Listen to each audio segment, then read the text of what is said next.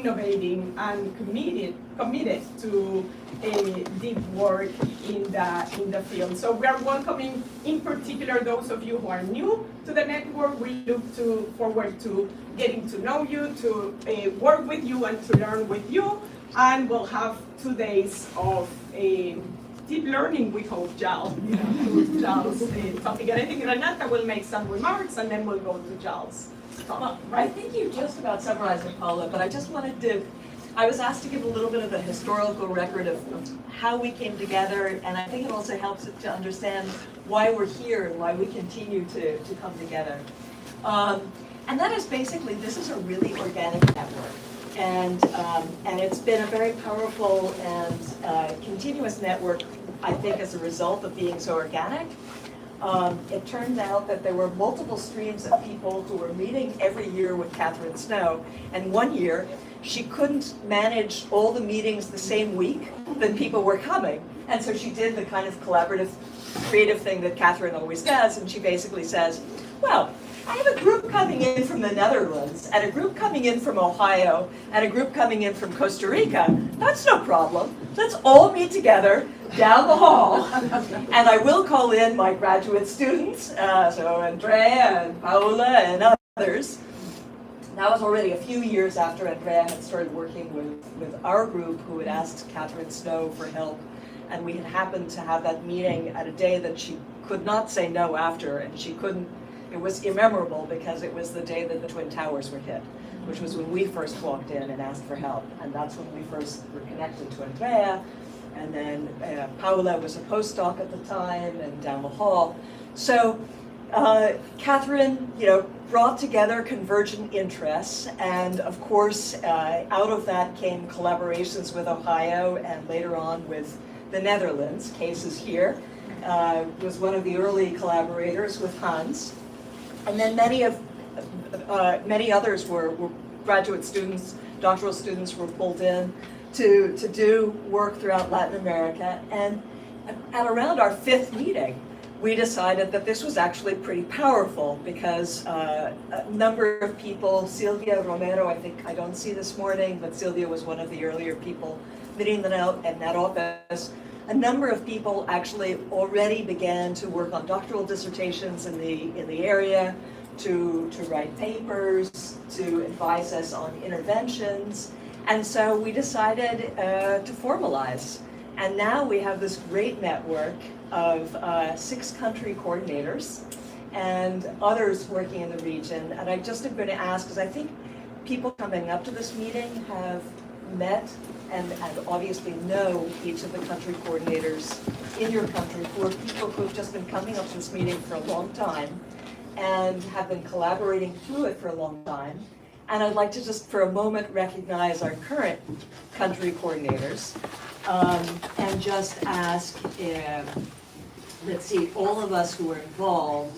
Alejandra, you come up obviously because Alejandra Meneses, who's our country coordinator. Can you stand for a moment, Alejandra? So we all recognize him. Ana Maria Rodino may not be here yet. She's here at the meeting, but she's not here yet. Okay, is representing us from Costa Rica. Armida from Peru. Beatriz Cardoso from Brazil. Carolina Maldonado from Colombia. Ivana from Argentina. Kate from the Netherlands. And Silvia Romero from Mexico. So, please all están súper bienvenidas a formar parte de esa fuerte red. We came together because we needed to share knowledge, and we needed to share knowledge and to have dialogue around that knowledge in order to strengthen our programs and our practices in each of these countries. And we've had the greatest conversations with the Netherlands about how to improve teacher professional development in Latin America. And we've had the greatest conversations among countries.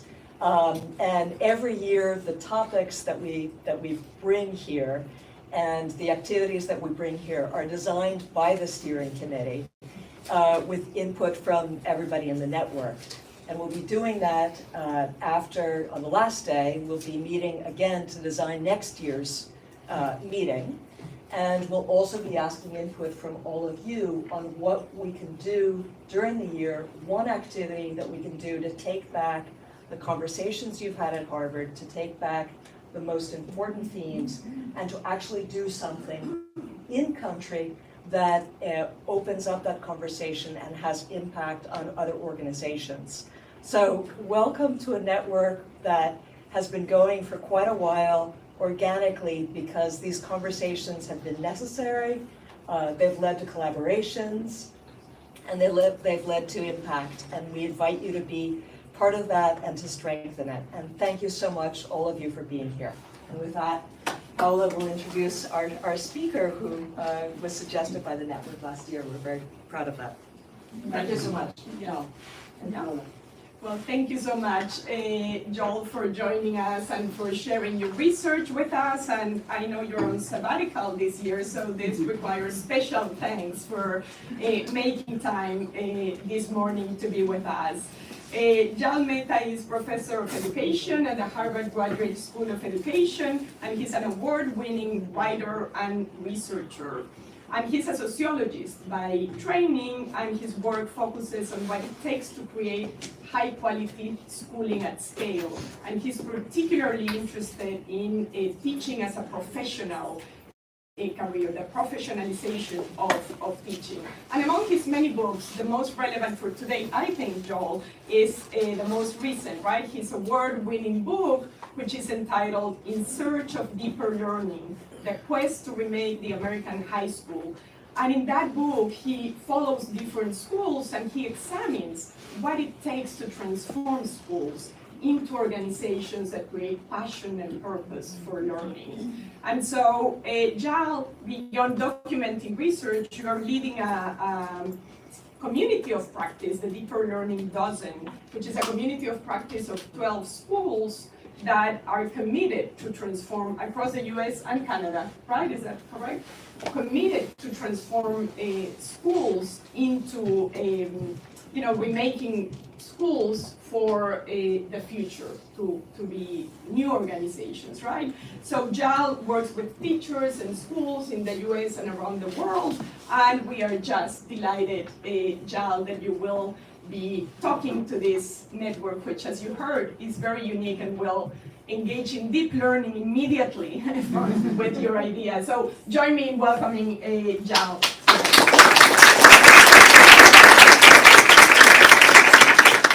Great.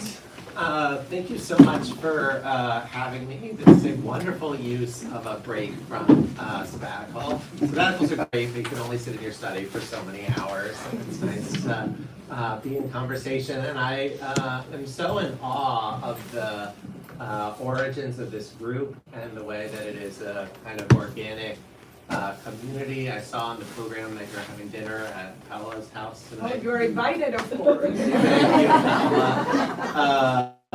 And that's just a sort of wonderful kind of character that you've built. I feel like education at its best feels like a community or a kind of extended family, and so really honored to be here today. My thesis is pretty simple, which is that we have an industrial school system that was built more than a century ago for very different purposes that needs to be transformed into a modern learning organization with passion and purpose for both students and adults. That we have some resources in sort of trying to make that transformation, that there are already a lot of teachers, educators, youth development providers. There's a lot of people out there who, as Larry Rosenstock, the founder of High Tech High, once said, who've seen the gold. They know what it is that they're looking for. And so the question is, like, how could we kind of build on those pieces and create some change at some scale? So today I'm going to tell you a little bit about the study that Sarah and I did that Paola described. We're going to do I'm going to know deeper learning exclusively by PowerPoint. So I'm going to ask you some questions and have some opportunities to talk and discuss as we go along. My research has been primarily in high schools, and I know that this is a group that's focused on early childhood and elementary education. So I've worked with lots of practitioners over the years who are in early childhood and elementary settings, but I thought that that this is a knowledgeable group. So better to talk about what I know and let you all think about what the connections and parallels and so forth would be than me try to do it when you have the expertise in that. So I would welcome questions sort of pushing like, well, what does this mean for early childhood and elementary? And I'm also going to offer both reformist and more transformational ideas for things that we might change, so things that we could change tomorrow, and then things that we should be shooting for in the longer run. So that's kind of roughly the plan. So looking forward to it. Okay, so this is a slide from the Next Generation Learning Challenge, and it describes if you were an anthropologist from Mars and you came down and you looked at schools in the US or around the world, you would say, like, what is happening here? And you would say, this is the way that we are accounting for what it means to be a high school graduate. 4 years of English, 3 years of math, 3 years of science, 2 years of social studies, measured by required attendance in schools. But then you would notice if you read, mission statements or goals for schools, that it looks more like this, that what we really want for our young people are problem solver, communicator, collaborator, self-directed, lifelong learner, creative and critical thinker, contributing community and global citizen. Now, it's not that these things are not important. I think Catherine would throw me out of here if I said that they were. I said that they weren't. But we're sort of raising young people here, and we're helping them develop skills in literacy and math and those other subjects so that they can develop these kinds of qualities in the long run. And so the question is, like, how can we draw on our time with the subjects to promote these kinds of qualities? And I think one of the big advantages you have in working with young children is it's kind of clear that, like, they're not people who are just, you're filling their pails with knowledge, that they're little people. My kids are 12, 10, and 3, and they need a lot of nurturing and development, and that's a big part of the job. And so I think we should acknowledge that and make that more front and central. Okay, so oh, we look so young. Sarah, I made this slide quite a while ago. So I have to submit a headshot for my 25th, university reunion thing, and I think I'm just going to send this one in, and I'll send it in at the 30th and the 25th and somewhere. So anyway, so we went, so Sarah Fine and I, she's now a professor at the University of California, San Diego, which I'm very proud of. She was a doctoral student at the time, and we did this study together in search of deeper learning. And we studied 27 recommended high schools across different cities in the US. When we originally started the study, it was called Varieties of Excellence. We were interested in, there are sort of different ways to generate a good education, and we wanted to explore what some of them were. So we spent some time in sort of traditional high schools, but we also spent a lot of time in smaller schools that were thematically organized in one way or another. We spent a lot of time crouching in classrooms, watching teachers, talking to students. Students turn out to be very incisive anthropologists. If you ask them about what's happening in their school over lunch with the brown bag at a table, you will get a mouthful of interesting things.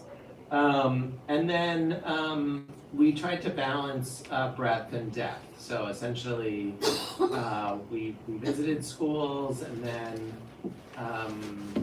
some of the schools didn't sort of measure up to what they said that they were doing, and so we spent less time in those schools, and then some of the schools were able to more actualize the vision that they had proposed, and so we spent more time in those schools. And then we took deeper dives on some of the most successful things we saw, which I'm going to talk a little bit about as we go. Okay, so I think you all recognize this, Bloom's revised taxonomy. So if I were to ask you in this study of American high schools, if we took every classroom that we visited and we just took the tasks that the students were being asked to do, and we coded the classrooms based on, if we just drew a line kind of halfway up where applying, understanding, and remembering splits off from analyzing, evaluating, and creating, what percentage of classrooms would you say were in the applying, understanding, and remembering, and what percentage would you think might be in the analyzing, evaluating, and creating? Just call it out. 70-30? 70-30, 80-20, which is which? 70-30. From the bottom to the top, the first three? What percentage? First three is too much. Next three. The first one, remember? 70? Yeah. 80-30. Okay, so it sounds like we visited some of the same schools. Yes, so 80-20 is correct.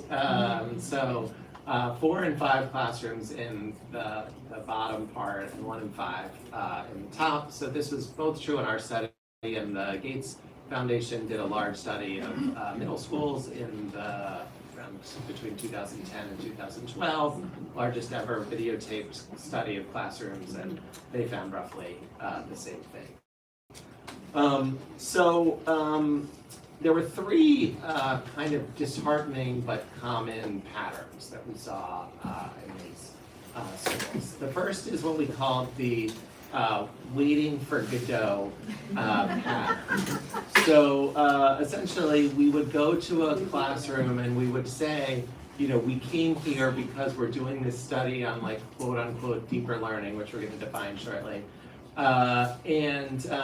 You know, they told us to come to this school. So, like, you know, could you tell us about, like, you know, the opportunities your students have to explore something deeply in your subject area?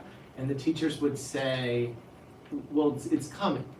Like, just not now, but, you know, next week or the week after, just like once we have finished this and this and this and this and this and this and this, then we will get to the deeper things. So basics first, deeper learning later, and then sadly, you know, we would stay and we would come back the next day and the next day and the next day, and there was always this pattern. And then the pattern also was class biased. So particularly, this is particularly acute in high poverty schools and in tracks where students were behind. Essentially,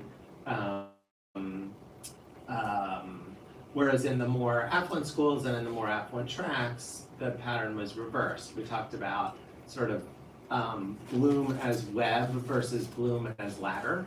So a lot of teachers saw Bloom as ladder, like you have to do the things on the bottom before you do the things on the top. And then some of our more compelling teachers saw it more like a cycle. Like I'm certainly not saying that there aren't things that one needs to remember, understand, and apply to deeply understand the subject. I'm just saying that you can cue a student's interest by starting with a task that's about creating or evaluating and analyzing, and you can gradually build in the applying, understanding, and remembering, and that some of our teachers managed to do this sort of as a web rather than as a ladder. A second pattern was asking some higher order questions, but then answering them themselves. I don't know if you all have seen this pattern in classrooms, but teachers ask good questions and then they give almost no time for students to respond, or they take a fragment of what a student says and then turn it into a complete sentence and a complete thought. So don't give students a chance to really develop their thinking.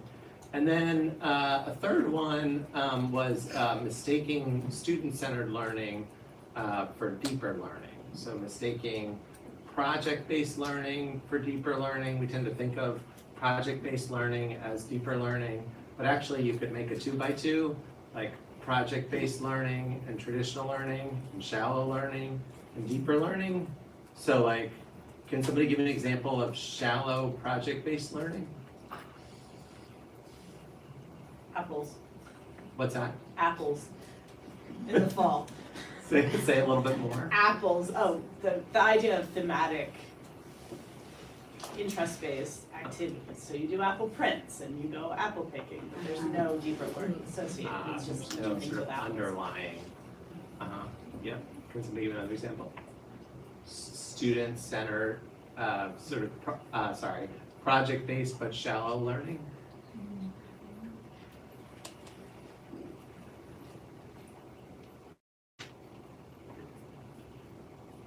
I suppose we're looking up information about any subject and just reproducing Yeah, so making posters. it. Yeah. Like you do a sort of conventional unit and then you print it nicely, you color it in, you put it on a poster. Can somebody give me an example of traditional learning that is deeper learning? So like a lecture maybe that you went to that provoked some deeper learning.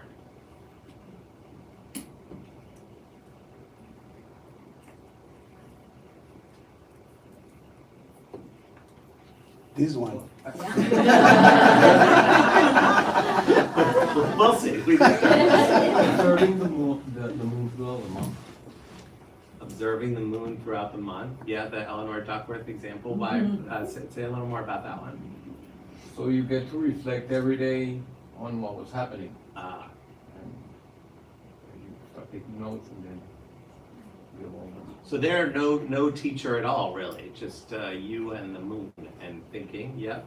I mean, I think sometimes if you go to a lecture at the right moment in your thinking and trajectory, like you've thought a lot about the subject, you have background knowledge, and then somebody goes and they say some things that really push your thinking, that can provoke deeper learning, even though you're mostly sitting and listening. I think we sort of have it the reverse. Like usually we think like people should lecture first and then do applied activities, when actually like lectures for people who don't know much about a topic and are really not, they don't know why they should be interested in it, etc. Like you got to keep it brief in those situations and get them going. And then once they're hooked, then sometimes a mini lecture or someone pushing the thinking can be helpful. Okay. All right. And then this is my last piece of bad news, I promise, and then we'll get to the good news. So we came to think about deeper learning as integrating these three things: mastery, identity, and creativity. So mastery is developing knowledge and skill in a domain. Identity is coming to see yourself as the kind of person who does this kind of thing. So you see yourself as a scientist or a mathematician or a swimmer or a cook or whatever it might be. And then creativity is you're not just sort of taking in information, you're actually making and doing something at whatever level you can do it. It may not be like, you're not Picasso, but you're like trying to make a painting. And so, as I mentioned at the beginning, we visited a lot of these sort of smaller, more theme-based schools. And it's a lot easier to do one of the legs of these stools than to do them all together. So we visited some schools which in the American context are called no excuses schools. So these are super strict, must sit at the desk, must study this, must do that, lots of timers counting down, lots of close oversight of students' work, etc. And in those schools, like we thought the students were gaining some knowledge and skill, but they certainly weren't coming to see themselves. It was all extrinsic motivation. And as one kid said to me, Mister, just so you know, like no one likes it here. Okay, yeah, I appreciate you filling me in. So, you know, people can learn things that way, you know.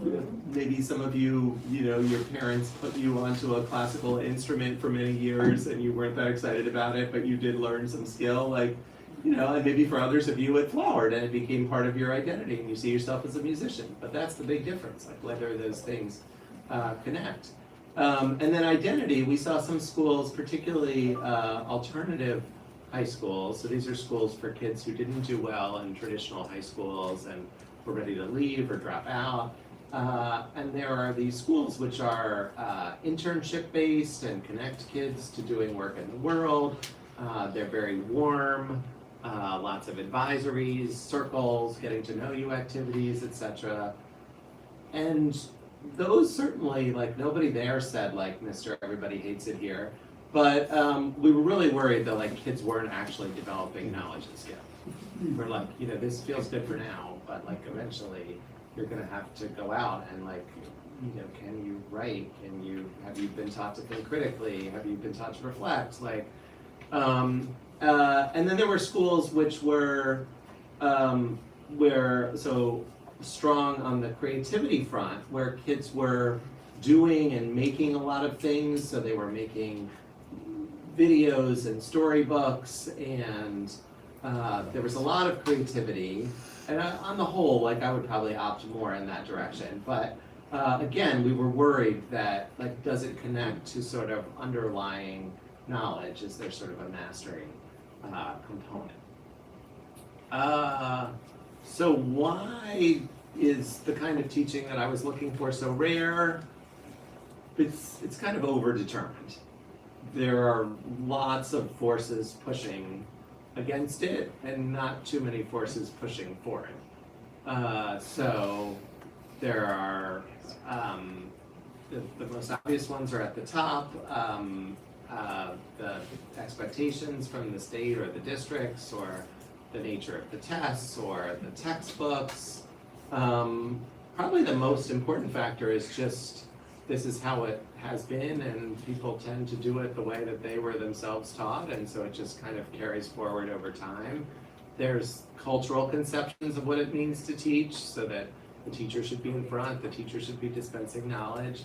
And then the black boxes are, or the black ovals, are the forces that might disrupt it, right? And so if there were stronger teacher preparation, if there were more mechanisms for teachers to learn in schools, if there were schools that were more oriented towards more meaningful, purposeful values, then things might change. But if you have a sort of over-determined ecosystem pushing the other way, and then you don't have much of a force pushing in a new direction, then it's not surprising that things don't change.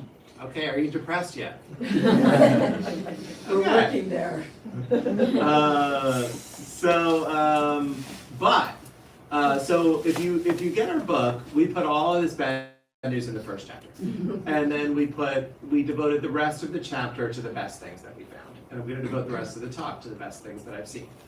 I say when I teach a course on this that this is an optimistic course about a pessimistic state of affairs, and so this is going to be an optimistic talk about a somewhat pessimistic state of affairs. Basically the big picture of the good news is there's lots of good stuff going on almost everywhere. So if the bad news is that we were trying to visit these schools that were designated as schools where people were particularly doing these things, and in a lot of the schools there was less than met the eye when we actually got there. The good news was, in almost every school, if we just walked out of this door and we walked to whatever the closest school is from here, and we asked the kids, like, is there a classroom, an extracurricular, a teacher, a person who you've worked with, who's inspired you, who's gotten you excited about a subject, who knows you, we would find such people everywhere. So it's a sort of polka dotted pattern, that there's a lot of good stuff going on out there, and that means that there's a lot of things to build on. Okay, so I'm gonna give 3 examples in the next couple of minutes of things that I think were sort of in the direction of deeper learning from 3 different contexts. And then I'm gonna ask you what commonalities you saw across those examples. Okay, so as I talk over the next 3, just know that a question is coming, and the question is going to be, what are some of the commonalities you saw across these? Okay. So one space that Sarah and I saw as a really powerful space was what in the US is called the extracurricular space. So this is theater, arts, dance, sports, debate, newspaper, youth development, student radio, all those sorts of things. I don't know whether in Latin America, whether these things happen with school or whether they happen outside of school, but every place has some version of these things, whether they are connected, but whether it's connected to school varies a little based on the way different countries do things.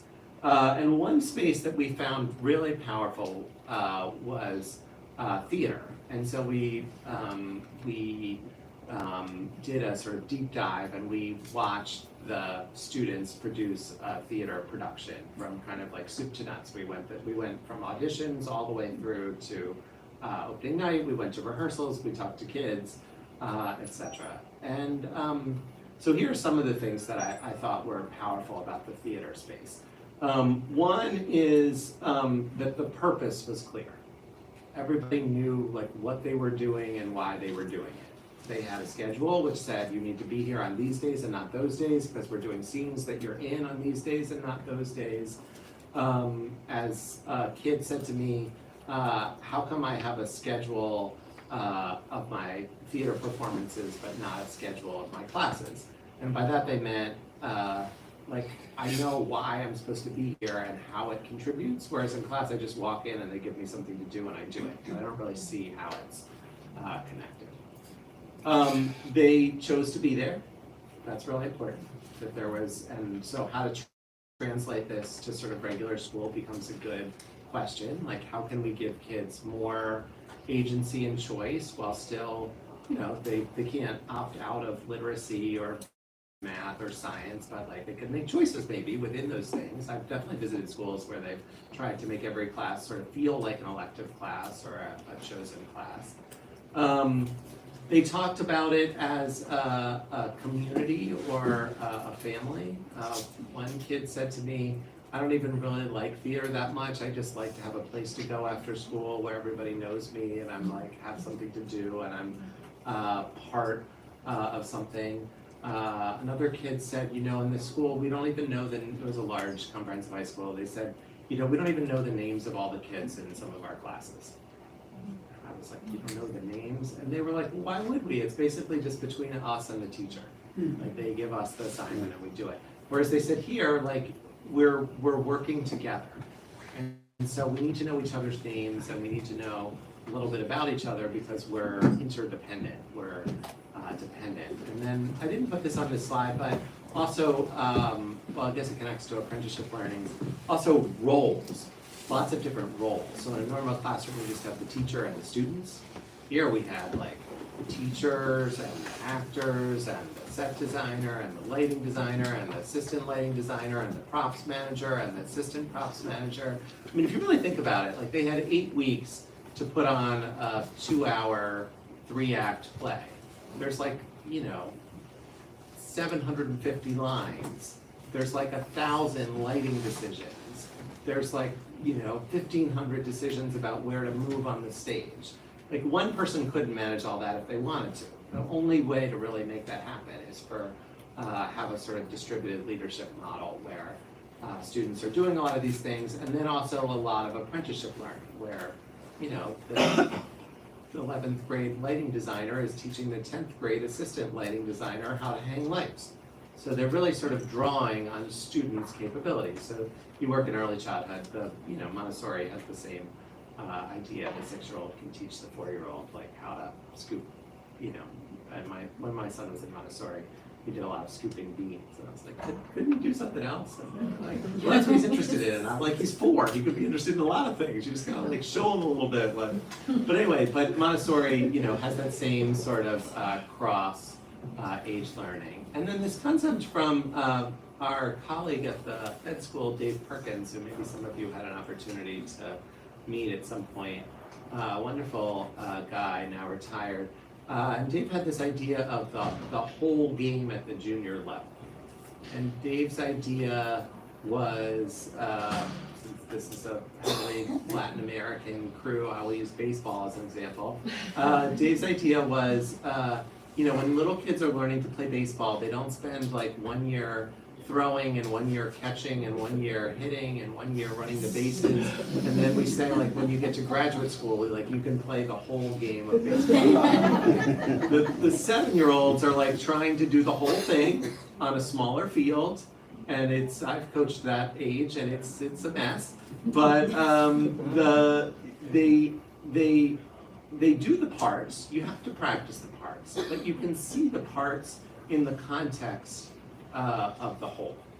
And so once I came across this concept and we went and started thinking about what we'd seen in schools, one of the things that came across to us was schools have a lot of parts without clear holes. And a lot of times we're just like, we tell kids, practice this, do this, do this, do this, and they have no idea like what hole that might be part of. Okay.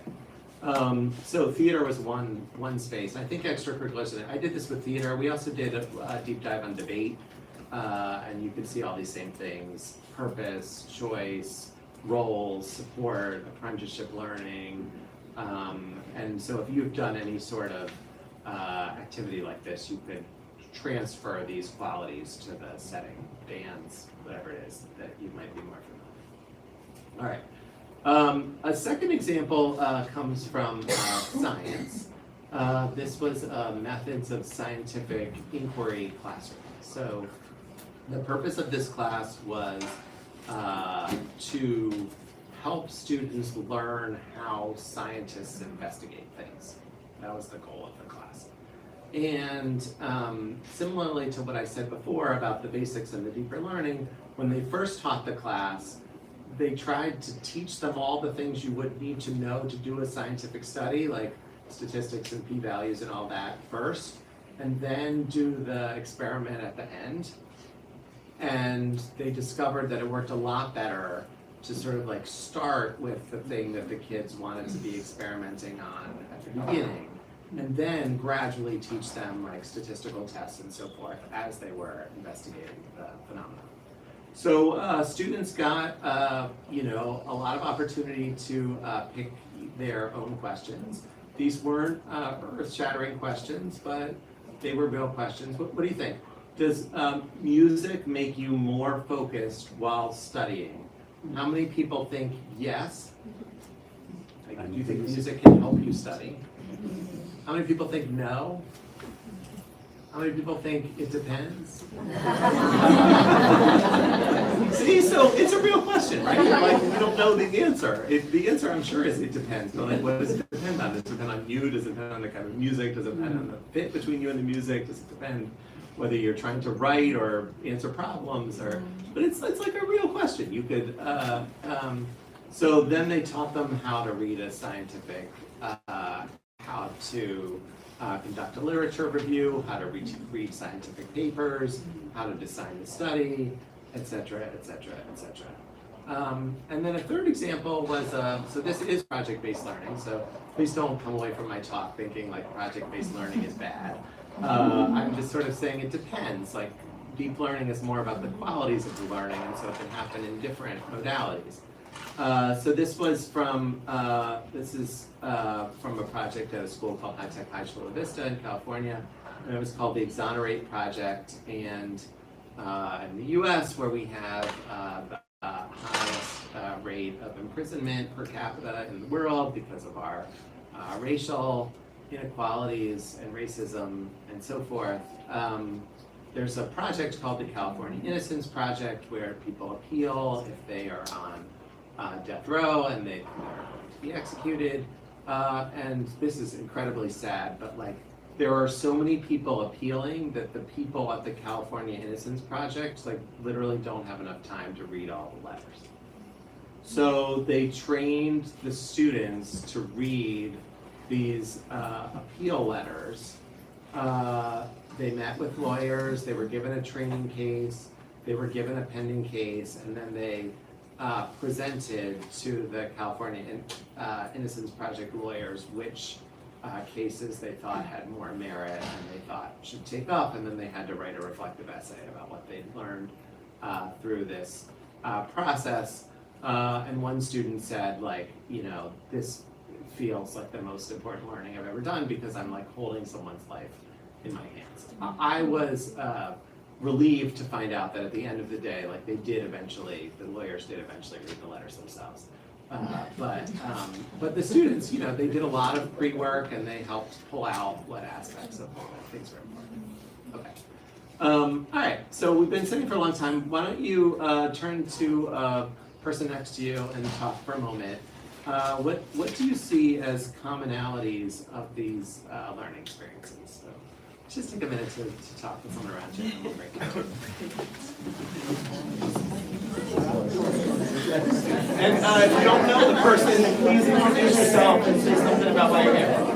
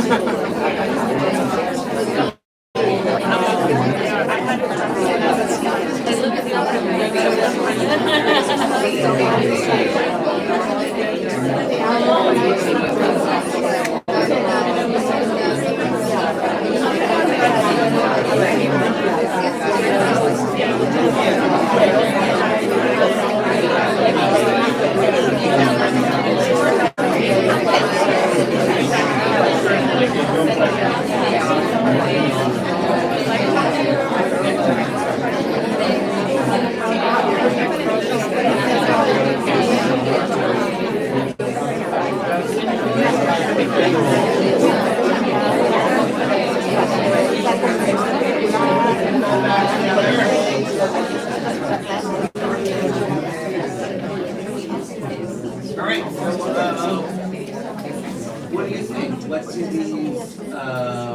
What do these learning experiences have in common?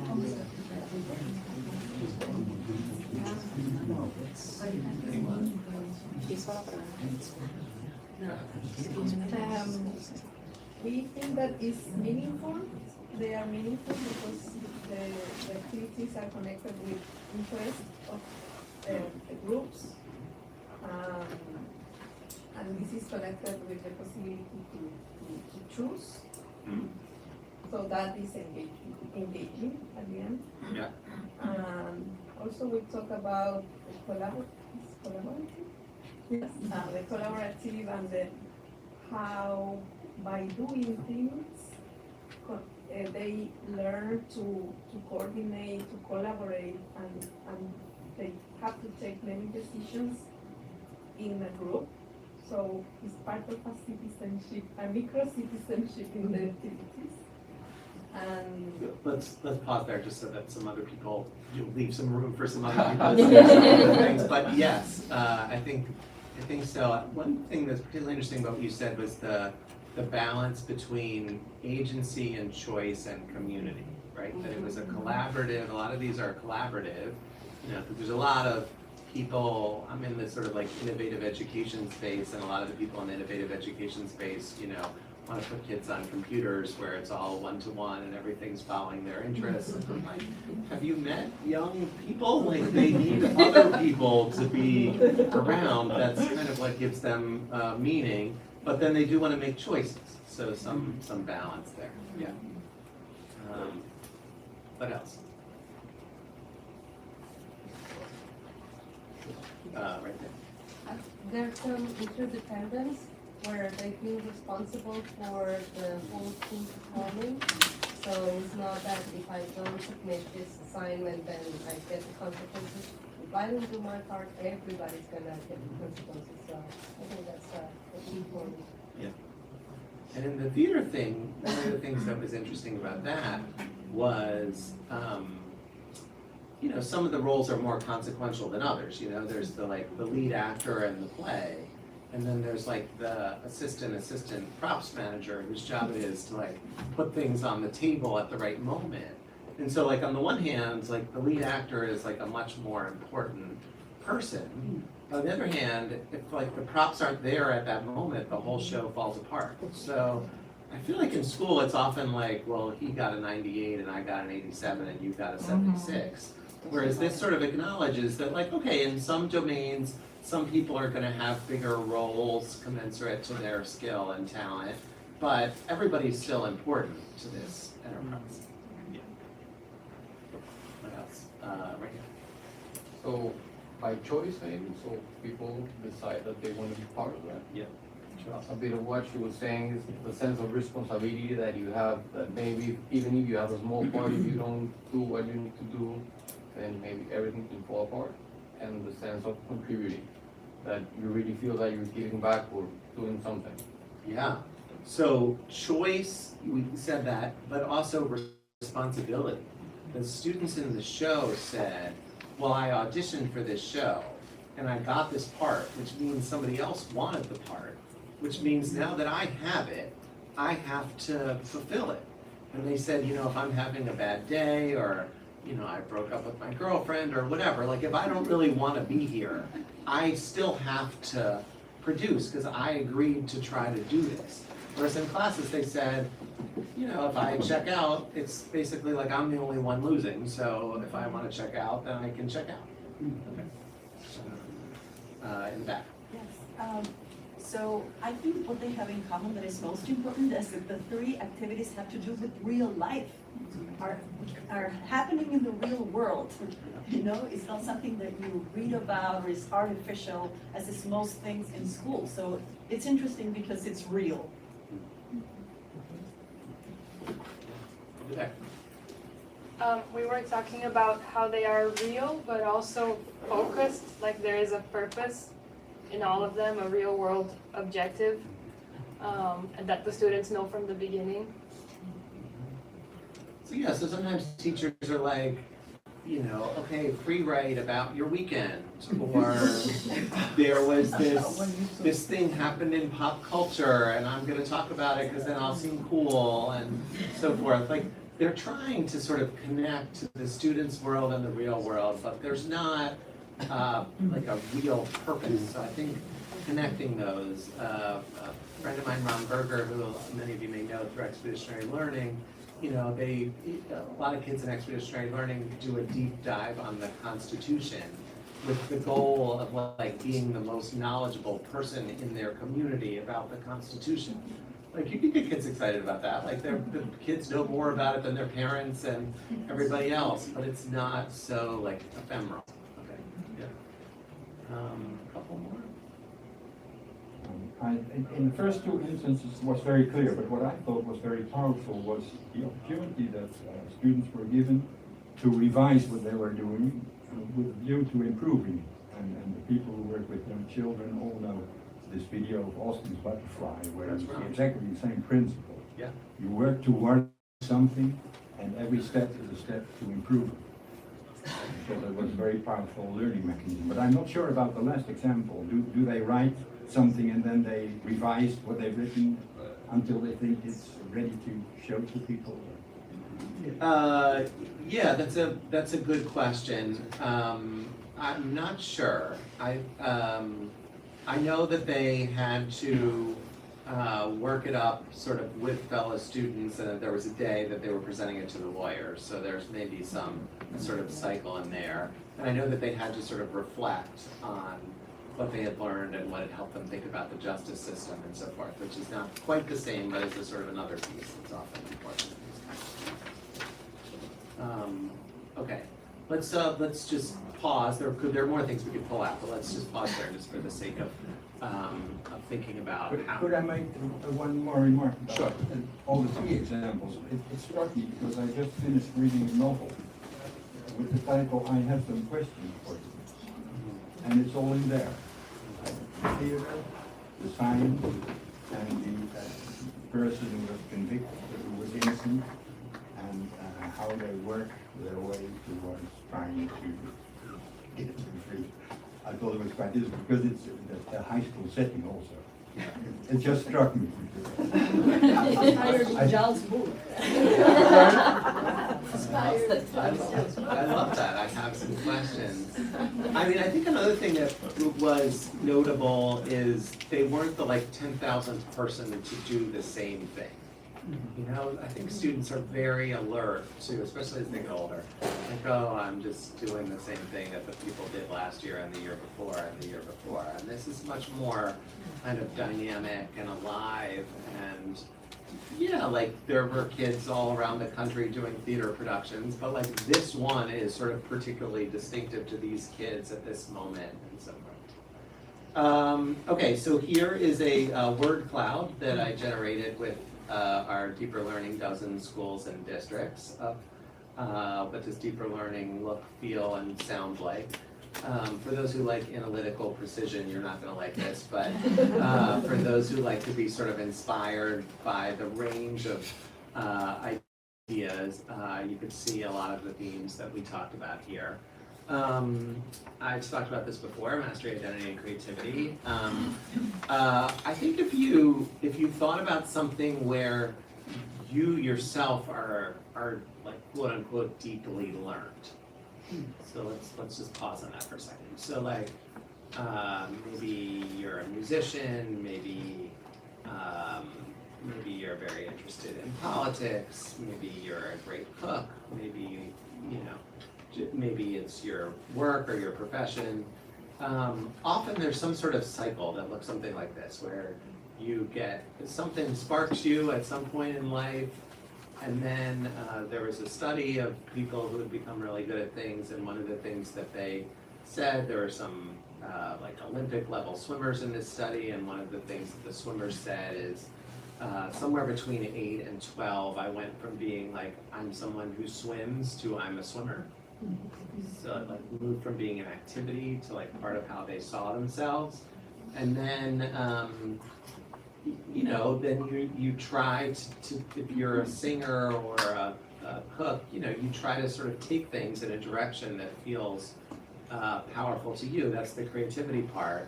But then like, you can hit the high note, or your souffle falls flat, or the thing that you're writing doesn't come out, and then you're like, oh, and then you go back, and you're back to sort of trying to understand some of the sort of fundamentals of how this field works, and then you try it again, and then you're and often each layer happens in some community of people, and so who you're with in that community then gives you something.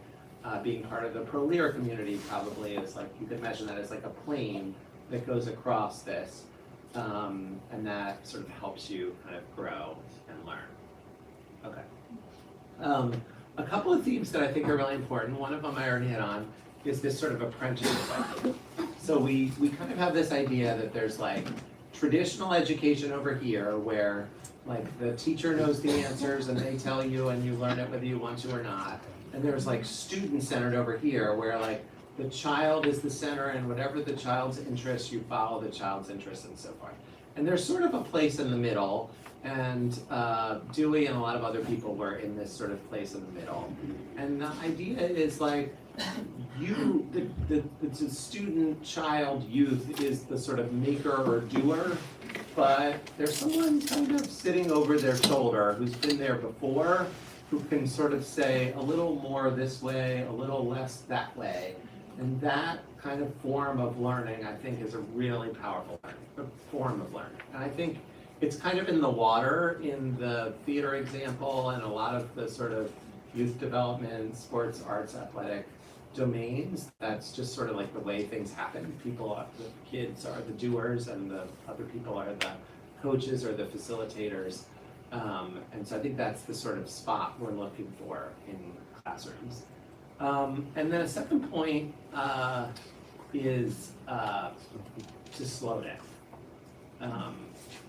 Ron Berger, the guy who did the Austin's Butterfly video that was referenced earlier, wrote a beautiful piece about his parents going on a trip of Europe in like 3 weeks and seeing like, I don't know, 17 countries in 3 weeks. And his parents coming home and them looking at the pictures together and them being like, well, I think this was in Italy, but it might have been in Denmark. And I think kids like often experience the curriculum like that. And I think the powerful things often come when you have more opportunities to explore things in more space and depth. So like this morning, you all were generous enough to give me like 9:15 to 11. You could have given me like 9:15 to 10, and you could have like gotten a whole other learning experience from 10 to 11. You could have had twice as many learning experiences in these 2 hours. But, you know, having the time to actually consider ideas, reflect, have a conversation, think about whether they make sense, is, to put it another way, like, I have a bunch more slides, and there's a little part of my brain that's like, are we gonna get to all of these? But I guarantee that, like, that's not in any of your brains.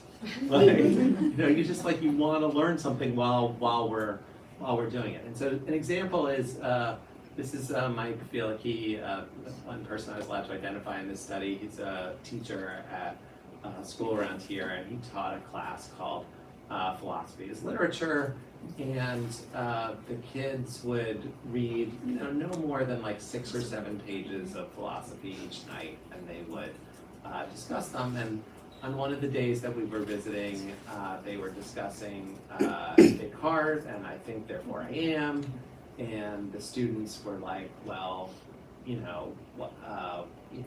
what if you're a computer? Like, computers think, but they don't really like exist. Or like, but if you're like in a vegetable state, like you can't think anymore, but you still exist, right? And they just like, basically he was inducting them into the process of how people think philosophically and sort of putting them like on par with Descartes in a certain sense, like trying to debate these questions. And you know, the kids told me things like, you know, I tried to like convince my carpool that like just because like even if you can't think, you could still exist, and so on and so forth. And like they didn't want to hear it. You know, I was like, this is a good sign when like the work is like carrying forward into the carpool. And they also said that Mr. Fielicki sort of really wanted to know what they thought, whereas they thought a lot of their teachers basically were just sort of like looking for the answer that, you know, they were expecting. but that in a lot of their classes, they were sort of, the teacher said that it was a sort of open space, but actually there were answers that were expected, and that in this space, the teacher actually was interested in what they thought, and that made them want to sort of offer thoughts. And so one of the things we did was we took all of the teachers, these sort of bright spot teachers, and we like named them their own little mini data set. And we were like, okay, what's going on in these spaces? We often found these teachers by just asking kids when we went to a school, like we asked the seniors, like which teacher has like left a sort of indelible mark on you, like which teacher changed you, which teacher, it's not necessarily your nicest teacher, but like which teacher like really made you think or wonder or is still shaping what you're doing today. And then like we went back and found those teachers and watched their classes. And so on the left is the way that we kind of usually do school. Cover the material, get through a lot of things. Teachers kind of the middle women and men between Newton and Darwin and Du Bois and the students. So like maybe it's a little more interactive, maybe it's a little more lecture-y, but like at the end of the day, like somebody discovered the knowledge a long time ago, and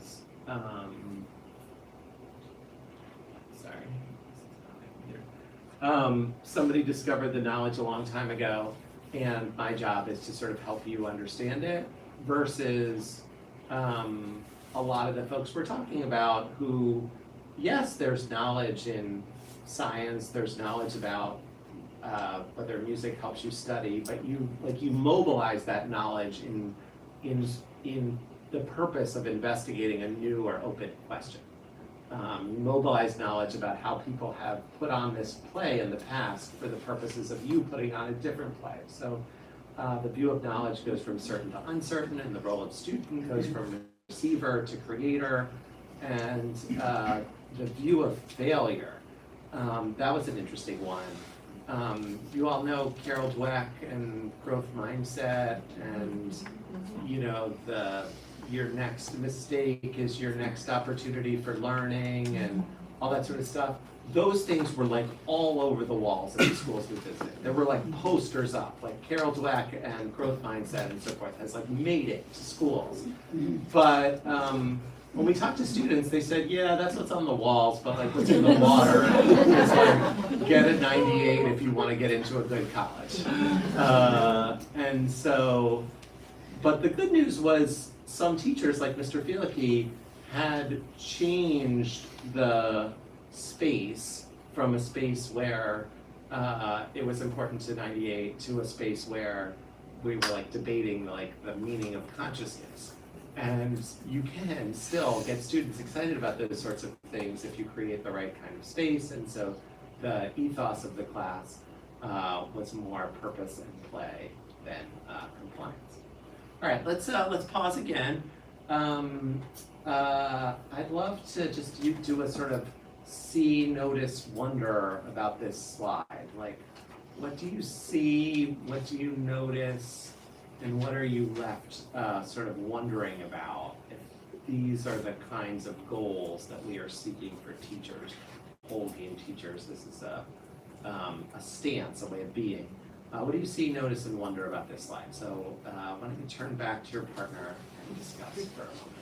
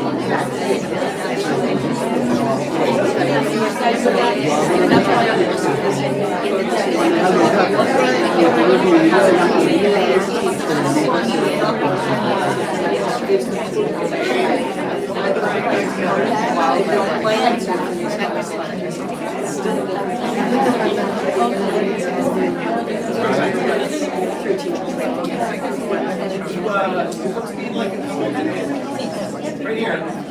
Over here. Do folks need like 2 minutes to stretch? Okay, let's just pause. Let's take like a 2 or 3 minute stretch break.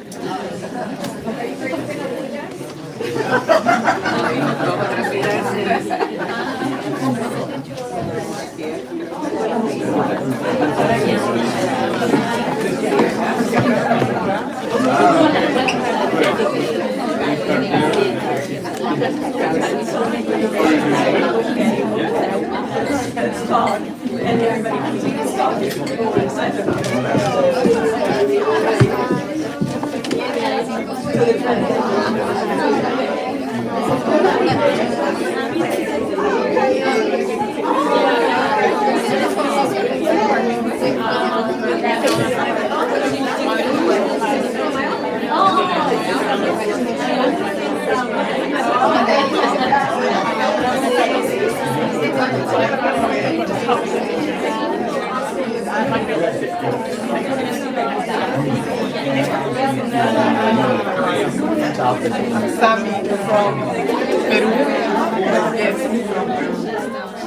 So this is your fellow sociologist. I wanted to introduce Marta Soler from Barcelona.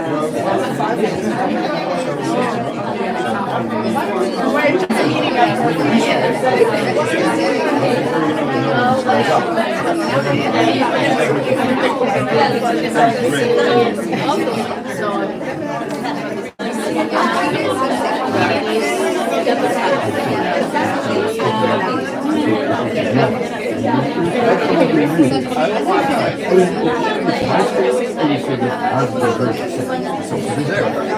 There's also the guy was sitting a statue. It's all there. have some questions for you. Rebecca, I'm sure you will.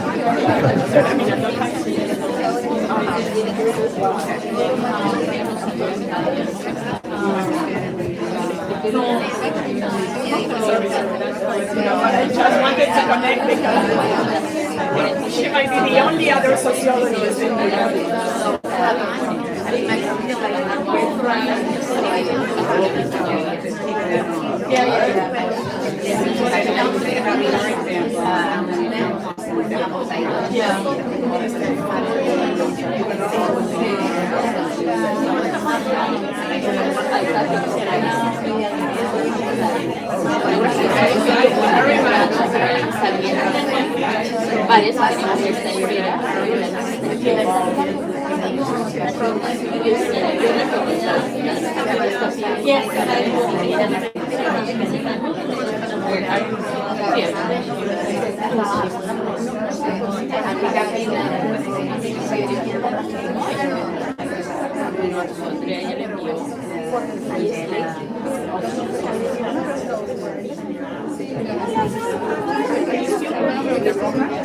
She has a wonderful organization in terms of possibilities.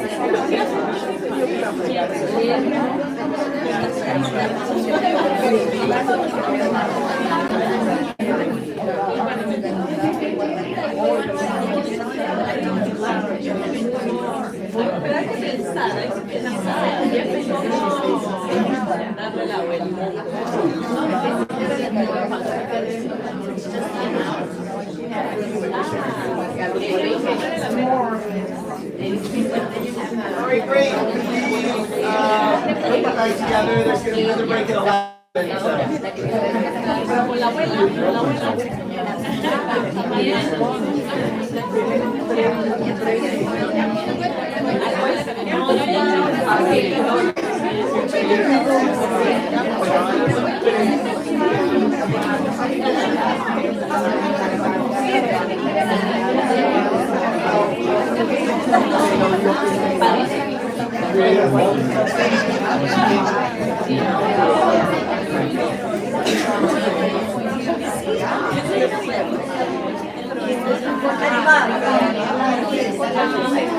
All right, let's do it. So the last one is the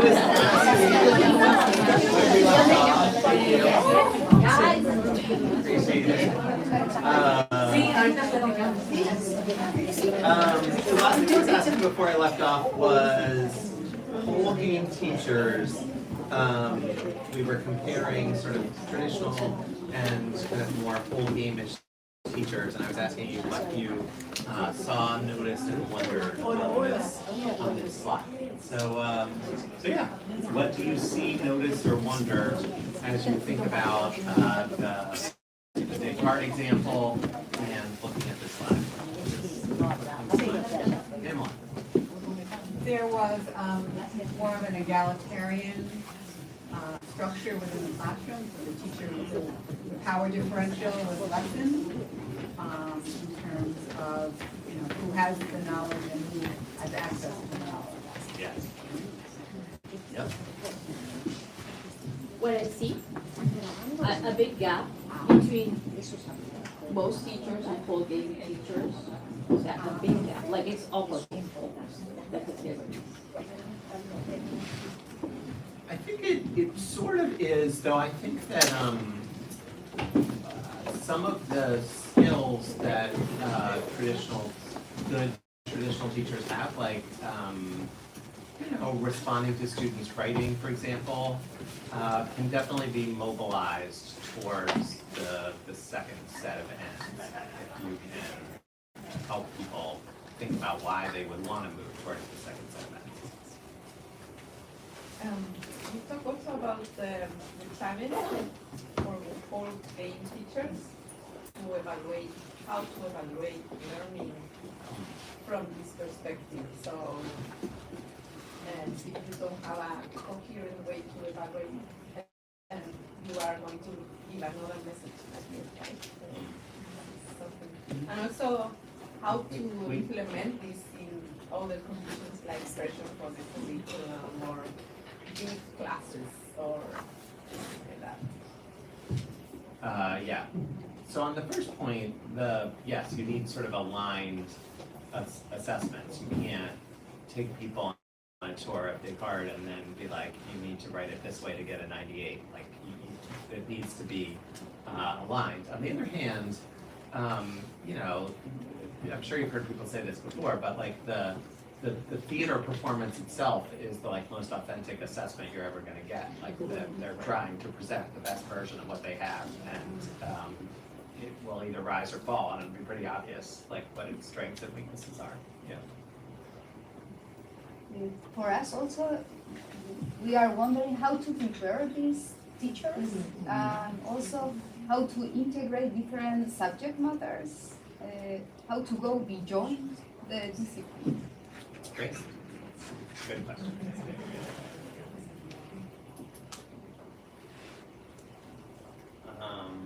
All right, so yeah, so this opens up a whole bunch of questions, which are,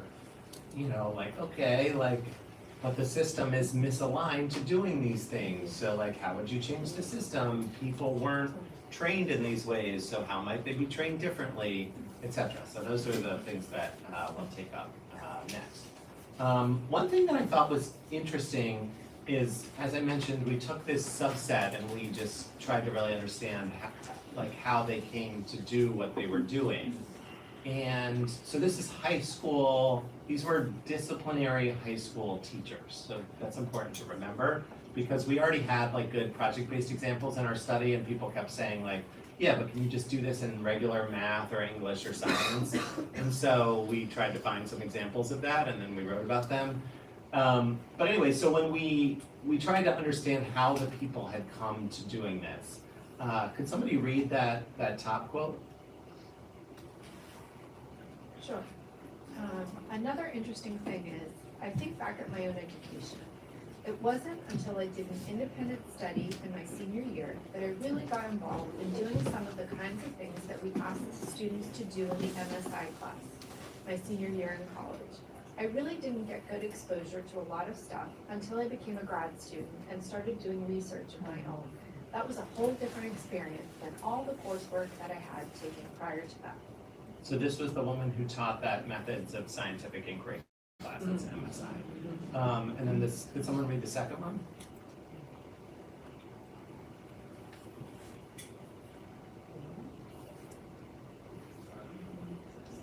Go ahead. I suppose if I didn't go to graduate school, I wouldn't be the same person I am. I'm a constructivist because that's the training that I have. I practice constructing models that reflect the data that I collected. I can separate that experience from who I am now as a teacher of these kids. Okay. So in these examples, the teachers had experiences in their disciplines that enabled them to see that the disciplines were not just fixed bodies of knowledge, but that they were things that were constructed by actual human beings doing investigations under uncertain conditions in the company of other human beings. Because that's how science works, and math and philosophy and all the rest of it. And so I think one interesting question for you all, since you're doing early childhood, is I think there are actually multiple paths that can lead you to a similar place. And that place is students need to be capable investigators of their worlds, and other people can help apprentice them, but they need to be the ones doing it. And so one way is to go to graduate school and have that experience yourself. But you know, my kids went to a Reggio Emilia school, and a lot of their teachers had this attitude, and I don't think it came from going to graduate school and the disciplines. I think it came from other experiences they've had with children, or with education, or with maybe apprenticing with other early childhood educators who saw the world this way. But I think these kinds of people need to have some sort of what we're calling a seminal learning experience that shows them that, like, this is the way that people can really learn in powerful ways. And so one question is, like, well, where are those going to come from? Are these things that we could construct for them in graduate school? I often ask people to reflect on their own, like when teachers say, well, I never had any experience in school learning that way. And I'm like, yeah, but didn't you have like a college seminar? Were you an artist or a theater performer? Or you probably in some part of your life have some experience that was related. But anyway, I think this is a question for us as we go forward. Like, how are people going to have these experiences? Okay. The other thing that needs to happen, Pamela made the point about egalitarian classrooms, which I think is also true. So there's a lot of sort of unlearning that needs to happen. And so I used a sort of jigsaw metaphor here because I think these pieces sort of like line up and reinforce each other. And so it starts with like, control is key to learning. If we don't, monitor the kids every moment, how do we know that they're learning? The same Ron Berger, who seems to be haunting us today, has a great line, which is, why do 15-year-olds need a pass to go to the bathroom, but you'll let them babysit your children?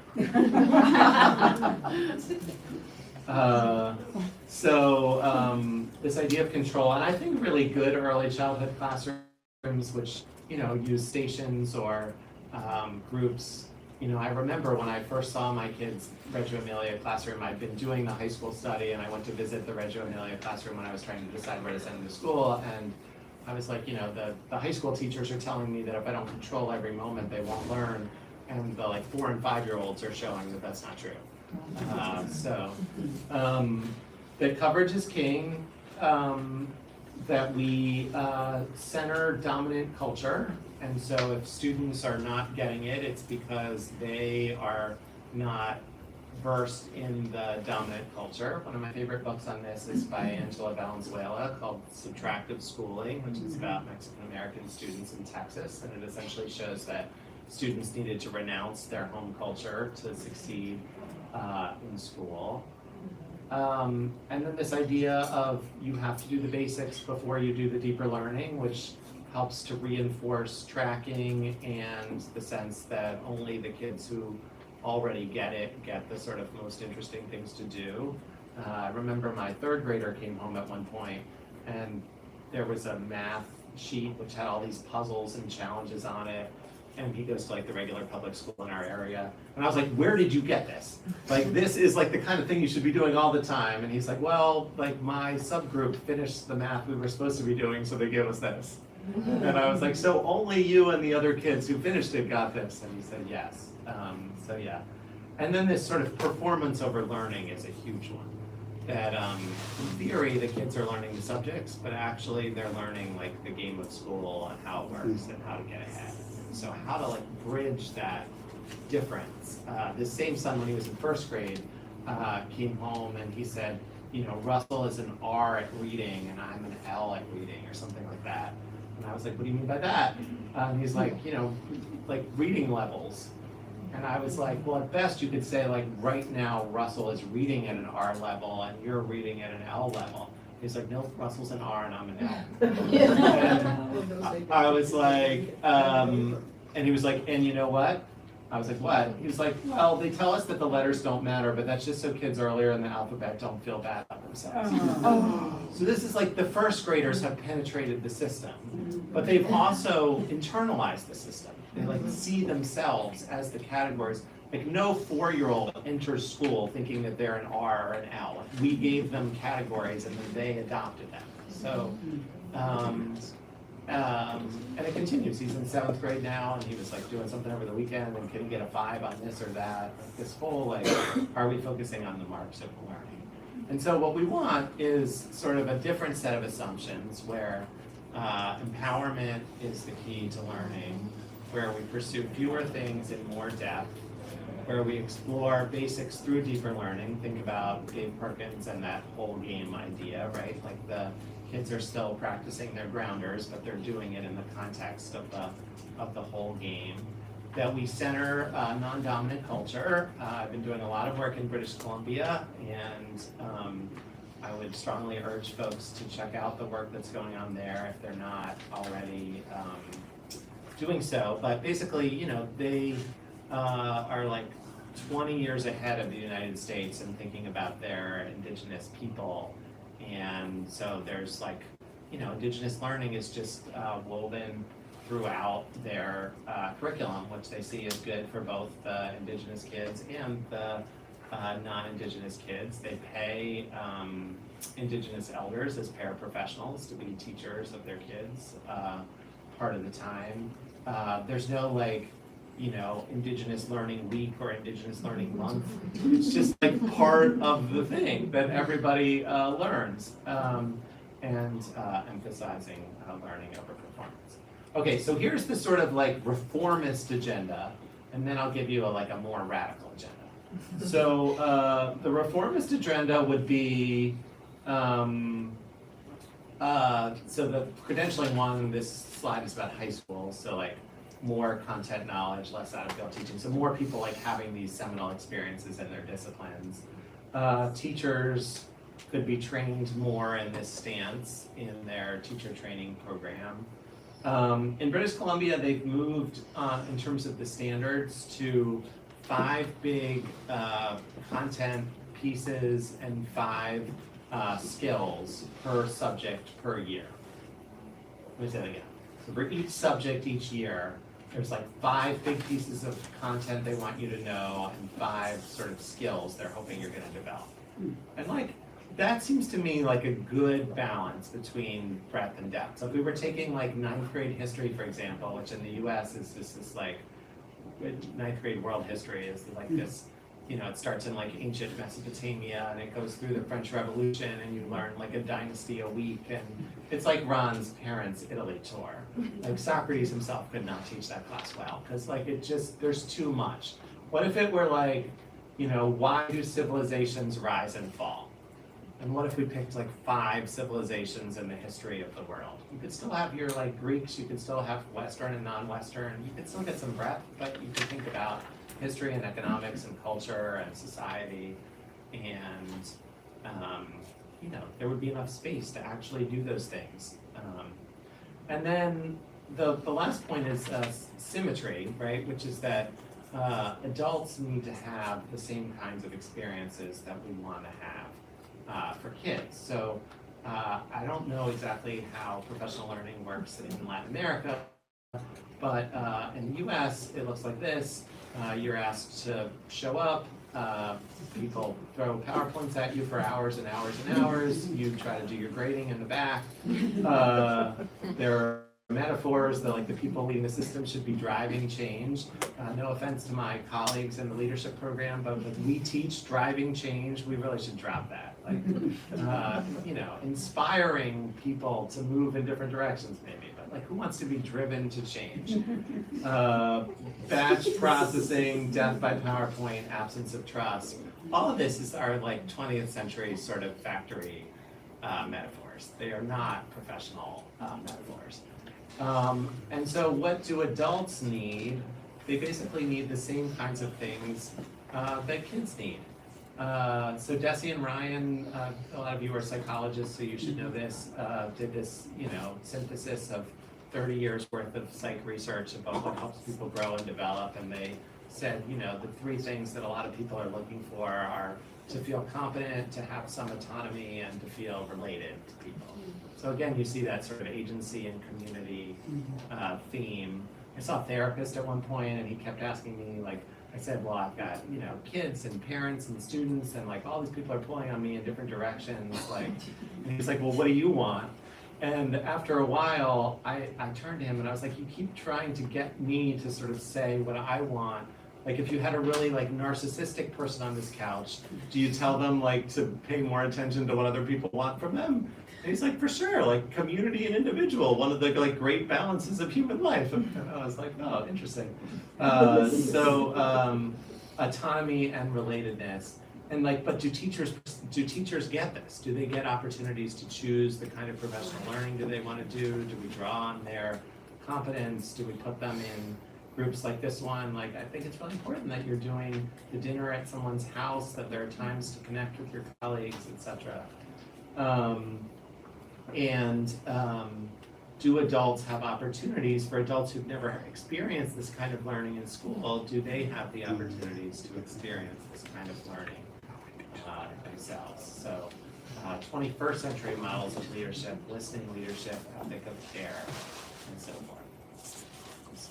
For those who want to be more, so how many people would sort of consider themselves like, you know, like, I don't know, frequently you go to a space and they're like, you know, who wants to like do sort of like the kinds of incremental changes we could actually put in place for tomorrow?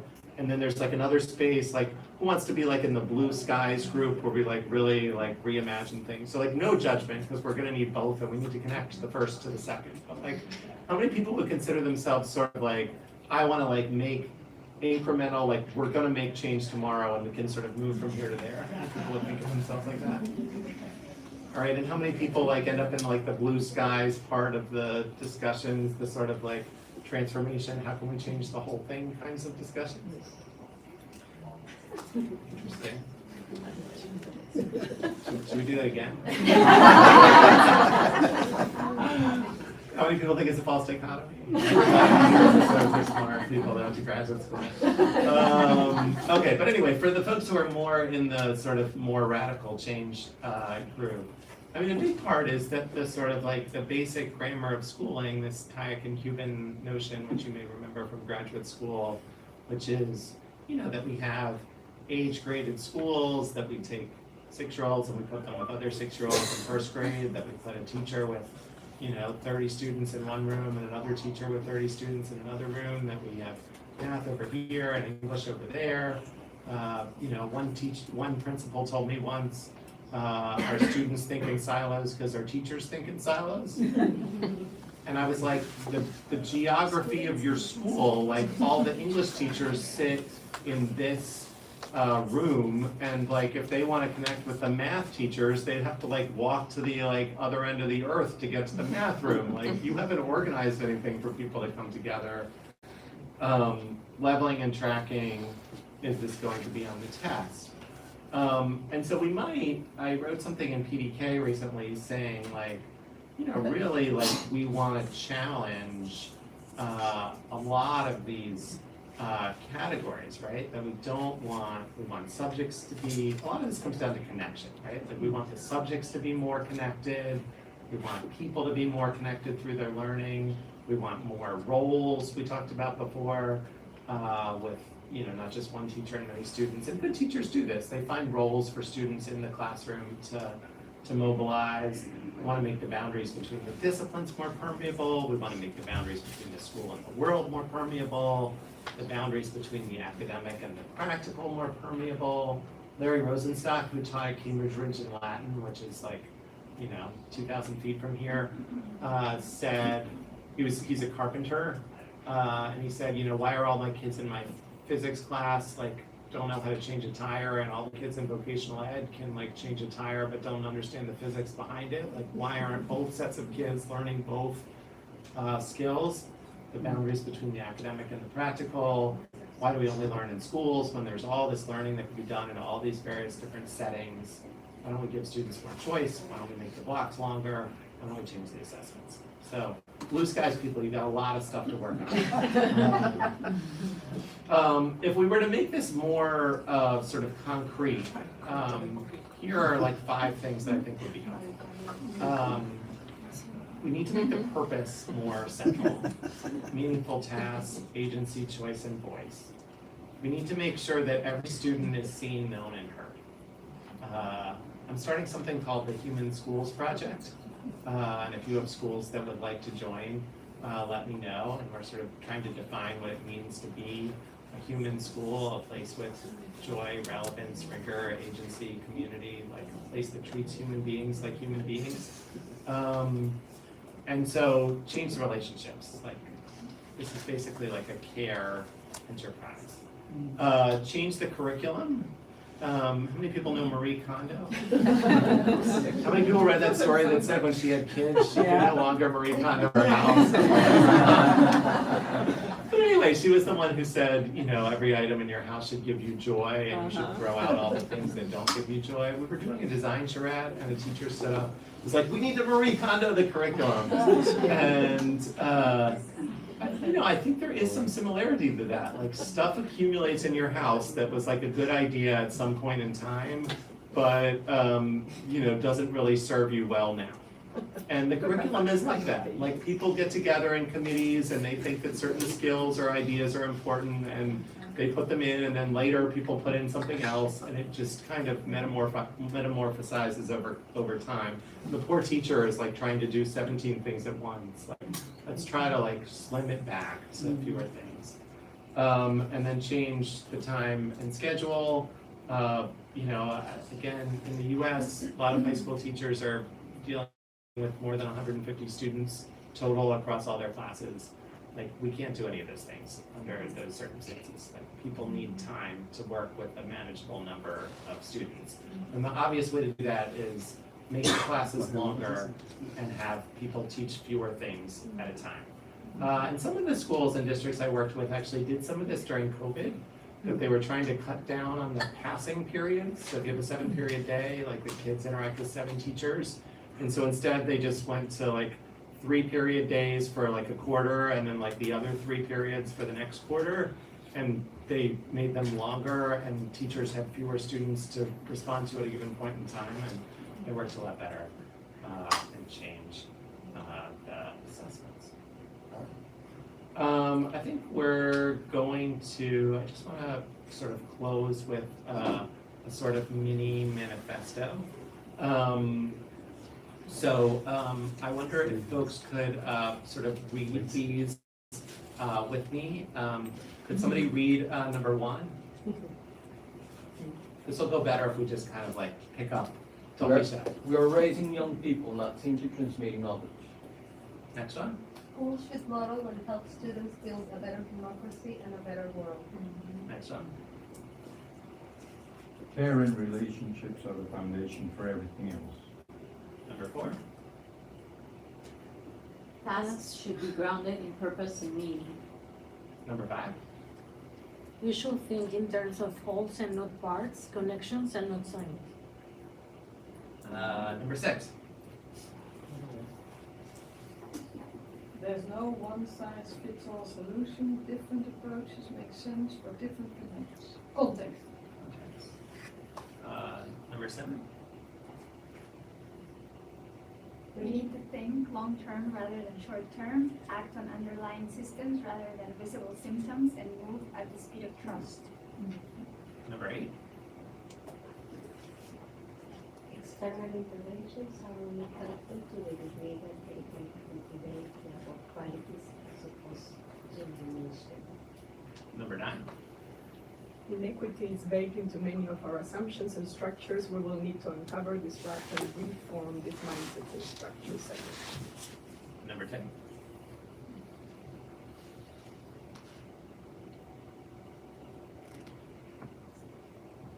Change will come not by policy but by social movement. These principles work, and as more people adopt them, they will spread epidemiologically until they entirely replace what can be done. Yeah, so that's my theory of change. These things work. It's better to be in community than to have people talk at you. And once people have experienced that, they will gradually manifest that in more settings, and it will grow, and sort of a fellow board style will gradually shift from one to the other. All right. Thank you very much.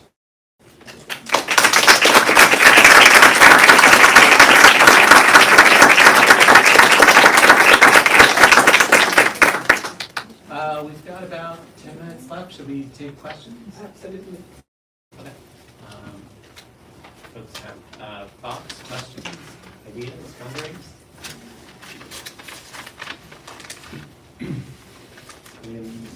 Hi, I'm Ignacio from Argentina.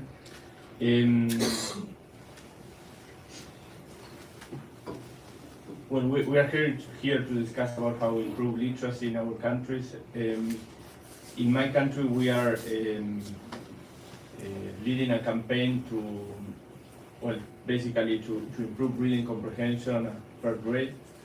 And you spoke a lot. We are kind of very focused on foundational stuff, like, you know, teach children to read and write. How somehow I felt challenged by this presentation I mean, shall we be doing that, or shall we be doing something different? So how do you think about that, and about what I'm trying to say is, in Argentina we are in a really big crisis, and we are thinking, let's start by the basics. Yeah, great question, and see that different approaches make sense for different contexts. Point here. I think it's a question of sort of balance and integration, right? So if students can't read and write and do basic literacy things, it's going to be very difficult in the long run for them to do all these other things. But you could imagine a world where you spent so much time and in such, I'm not saying that you're doing this, in such dull ways that by the time you did so much of that, students never wanted to come to school again. And so the question is, like, could you integrate the building of those skills with things that are more imaginative and give students opportunities to develop and try their language in different settings. Paolo was saying something to me about this during the break, so do you want to make that point? You know a lot more about this than I do. Well, I think your points on sort of basic skills need to come before deeper skills is critical for language and literacy. That's a very widespread notion, and we know from development that actually those skills are going to develop much more powerfully if you actually embed them in this deeper learning and deeper projects. And this idea of the mastery, identity, and creativity, actually it's all about language if you think about that, right? Who you are, what are you mastering, and what are you creating with language is for social connection. So truly, I think that framework that you have when you think about language and literacy is actually quite critical, not to fall into sort of only the basic skills. Because then kids actually fall, you know, what we see a lot in literacy is that because kids are behind, then we're focusing on the basics. But by the time they get the basics, they are so far behind because they haven't gotten the knowledge, the rich practices, the critical thinking that needs to come along. So I think those pieces in your work are quite inspiring. And what I was saying, I think, is you see language and writing and reading in all the examples that John was. You know, imagine doing theater. I mean, that is literacy, full of literacy, or science, or the writing of these authentic letters. I guess one other quick point I would want to make about that is if you're doing this at the system level, make sure that the only thing that you're measuring is not the whatever sort of, maybe you have like a phonics assessment or something, like whatever sort of reading assessment you have has to be balanced with some broader way of understanding what's going on. Because otherwise you're gonna drive people into doing the worst version of the thing as opposed to the sort of the broad version of the thing. And so that might mean qualitative, or it might mean surveys, or it might mean all sorts of things, but there's definitely a risk of measuring one thing when you actually want a whole variety of things. Back there. Thank you so much. I have a comment and a question, if I can manage that. So the first part is that my comment is that you invited us to think and make connections with early childhood education, but for me it was unavoidable to make connections with higher education. And I think because we ended thinking on the kind of teachers we need to all these to happen in all levels of education, since early childhood to higher actually.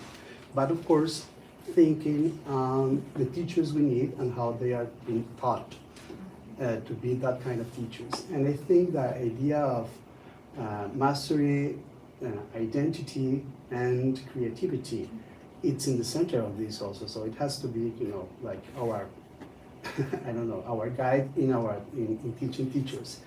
And because you say something, and I relate what they say about you at the beginning, is the professionalism on our profession, which is not being a person who teaches, but to be a teacher. And to be a teacher needs that kind of identity, and of course, to understand that teaching is a very creative, it's not a repetitive practice, it's a very creative one. So thank you so much, because I think that puts the center. And the other, I might get a little out of the ideas, but since you mentioned David Perkins, and you did all this, and you worked with the first idea, which is the Bloom taxonomy. Do you think that understanding is part of this? Well, first, I have to say something else. It seems to me that all this good experience, they make all the thing more like an organic idea than the letter you said, and of course it's not hierarchical. But there's this thing about understanding. And would you say that understanding is the product of deep learning, or is part of the process, as David used to say that it's not part of the process, maybe the result of all this process of thinking and doing all this? That's a good question. Yeah, I think the way that people think about understanding who read Bloom's taxonomy is much shallower than what David meant by understanding. And I think he thinks of understanding like understanding. Understanding is a deep and difficult goal to reach that meant that most of us, most of the time, are, we have partial understandings of things. So, so I think there's a sort of cyclical thing that happens, and I think that it goes on forever. And I'm much more comfortable with sort of deeper learning as a verb or a process than a noun. When people come up to me and they're like, oh, so like what's deeper learning and what's not deeper learning? I'm like, you're not really thinking about it the right way. Like we're sort of like peeling layers and layers and layers, and there are always going to be more layers. We can just sort of get deeper, but we will never sort of reach the end. All right, let's take by virtue of time, why don't we take a few comments, and then I'll offer sort of a closing thought, and then we can sort of continue the conversations over coffee or whatever's happening next. So, hi, I'm Priscilla from Brazil. Would you elaborate more on topic number 10? Because, like in Brazil, we invest 300 billion reais in public education every year. It's through public policy. So I just want to... 300 million what? Reais. It's it's not dollars.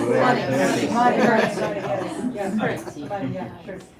So I just, it's a ton of people working on public policy and money and etc. So I just want you to elaborate more on this topic. Got it. Thank you.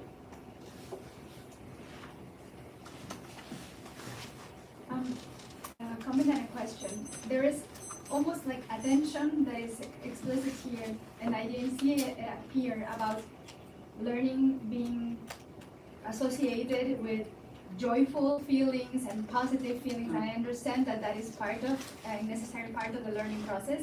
But when I think about those seminal learning experiences that you cited, you know, working on a PhD or developing a research questions, these are very challenging experiences in which the pleasure of learning is not an easy pleasure. It is one that comes from discovery and from facing questions that are not immediately accessible. So how do you think about this balance, both in children's experiences but also in teachers' experiences? Because when you discuss with a teacher whose reality is very challenging, facing the classroom will require understanding that they have a challenge with an open-ended question and open-ended answers, and it's not going to be easy. It's not going to be easy, but there's still pleasure in trying to discover that and experimenting with different things. So how do you think about that? So, Camila from Colombia, we invest a lot of resources in trying to train teachers to be whole game teachers. And my question is, if you have any good examples on, so a challenge that we have is that those teachers typically then move to another school and all of those resources may be not wasted, but do you have any good example of how those teachers can create like webs and be like leaders of change in the school?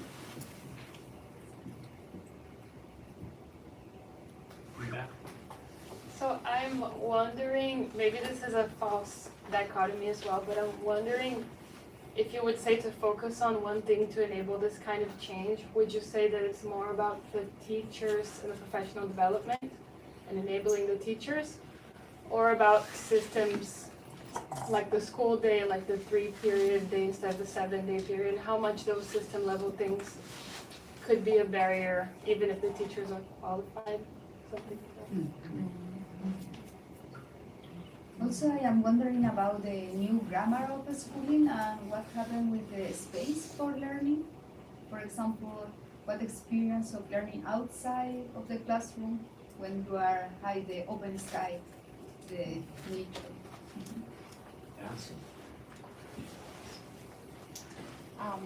I wonder what do you think about the resources that might be necessary to be able to implement this model at scale, and avoiding to create or replicate the inequality we see now in the school system, considering how demanding it is to create these opportunities in the correct way, right? So what are your thoughts for scale up?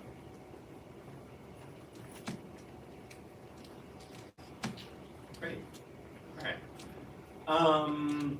Okay, so there were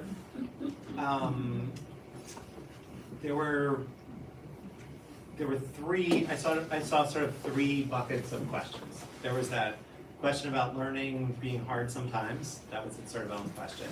There were a variety of questions that were about policy, resources, where should we start, grammar of schooling. Those are all sort of like, how might we organize money and systems in better ways? And then there was, we train teachers to be whole game teachers and then they move around, like can they help spread it? So let's talk about each of those three things in turn. So I loved that question about learning being really hard and sometimes unpleasant, and as someone who's writing a book, I certainly sympathize with like, oh, why can't this be like shooting baskets? Like every day is fun. And I think the difference though is, so I do not want to be sort of misunderstood as saying it will always be joyful and so forth. I do not think that is correct. I think the thing is, the key is the purpose. Like, are you compelled by the purpose? Do you feel the reason to be trying to do this? And if you have that, then that will sustain the inevitable ups and downs, and often the most powerful learning experiences are you know, the hard parts, right? Like, sometimes I ask people for their most powerful learning experiences, and you know, one of the most frequent ones is my first year of teaching. Like, I got my butt kicked, and all the things I thought I knew, I didn't really know, and that started a journey, and I'm still on that journey. So, like, sure, but you know, you wanted to be on that journey, and you're hoping to get something. And Desi and Ryan also talk about this, that like there can be some roles for sort of extrinsic motivation or doing things that are not fun in service of goals which are intrinsically motivated. So I think on that one. On the policy and systems one, yeah, I mean, I think policy can certainly help. Policy is better at floors than ceilings, right? So policy can provide money, resources. You can make rules about things that would be really bad for kids. In the U.S., like for example, we used to put students with disabilities basically in what were pretty close to closets, and through legal movement and policy movement, we've created significantly better conditions for students with disabilities. When you're trying to get to what I would think of as ceilings, you have to build systems. Like, policy is not sufficient by itself. You need leadership and things which are closer to the ground. And you also need to think about the comparative advantage of people at different levels. So just to go back to the British Columbia example, the province level can set the standards and the competencies, but you don't want the province level trying to like mess with the smaller decisions that are happening closer to the schools. And so committees of teachers then were the folks who sort of translated that into curriculum and lesson plans closer to the ground. I don't think there's a sort of silver bullet, schools, teachers, systems, etc. I kind of think that there might be a different way of working. Like if we saw students more as human beings, if we related to each other more honestly, if we used our time together more in community than in compliance, and if everybody did that across all the various sort of perches they had in the system, better things might happen. And then on the last one, the training teachers to be whole grain teachers, and then they move and so forth. I think we should just think really seriously about sort of all the resources we have. That there are lots of people out there, and if they learn how to do something in a better way, and then the superintendent changes, and then it's no longer aligned to support that, they've still had that experience, and they may still try to do that with their students, and they may still try to move to the next place and do it, and so forth. And that's why I sort of like the epidemiological model, like the sort of idea that like as more people have these experiences, someone might have an experience as a teacher, and then they might become a principal, or they might have it as a principal and then become head of curriculum and instruction and so forth, and that those people can just sort of continue to kind of carry the vision into different roles and then do what you can do from those roles to try to push things forward. And as you gain more power, you can change structures and systems, including the grammar of schooling in these directions. All right, really enjoyed our time together, and looking forward to making this together.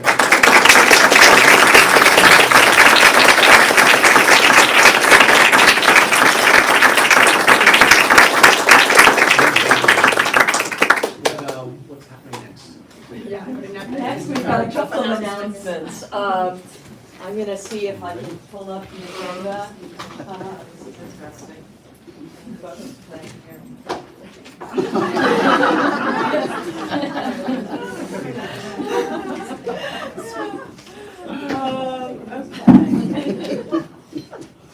I'm going to try and make it clear. Let me just we need a switch in the agenda. Right after this meeting, we basically had the simultaneous panels. And when we arrived this morning, we were advised that one of the rooms that was reserved for that simultaneous panel is not available, that there was a confusion on that, on our reservation. And so what we're going to do is just to make a switch in the agenda. And I think it might be, actually, the timing might be very good. We're going to take the interest group discussions. That was an afternoon activity, right after lunch, where maybe we're a little sleepy and we've already talked a lot. And we're to put it right now, in the morning.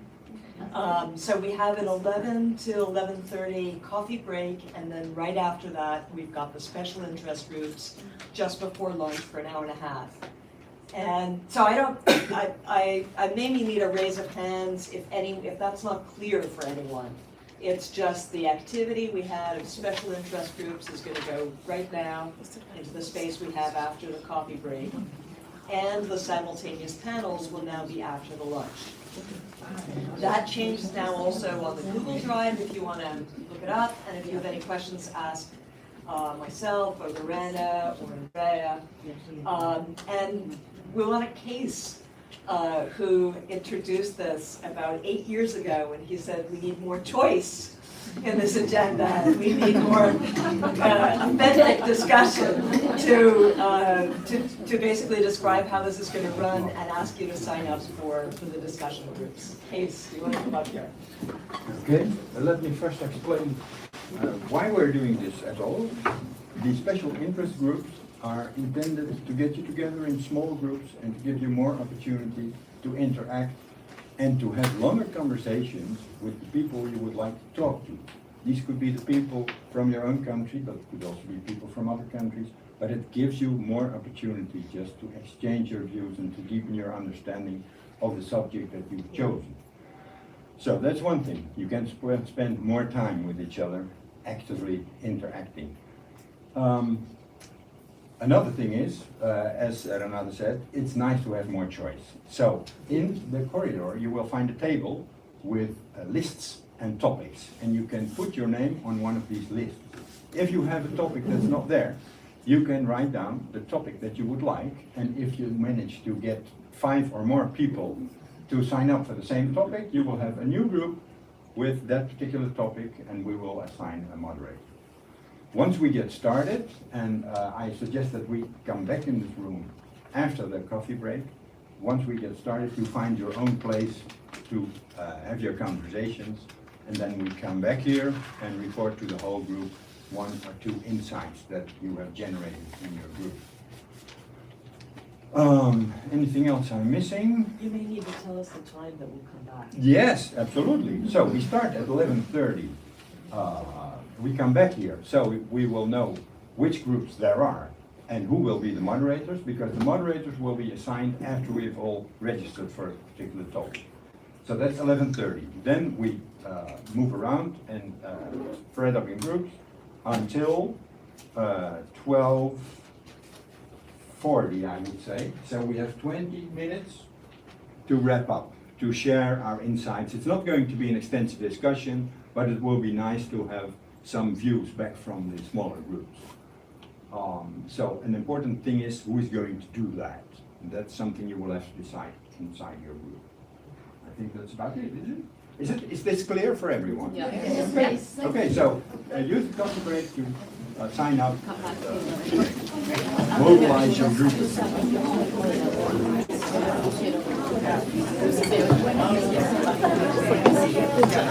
This is a part.